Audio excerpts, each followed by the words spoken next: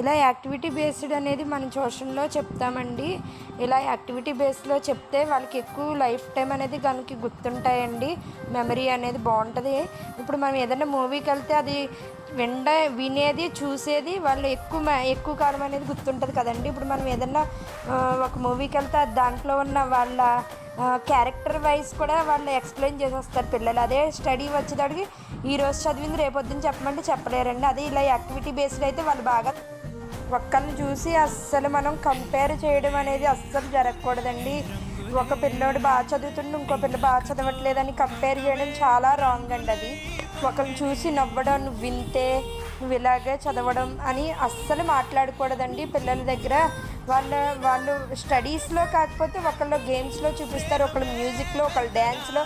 ఎవరికి ఉండే కళ అనేది నైపుణ్యం అనేది వాళ్ళకు ఉంటుంది. దాంట్లో మనం ఎంకరేజ్ చేయాలి తప్ప డిస్కరేజ్ చేయకూడదండి. Thank you.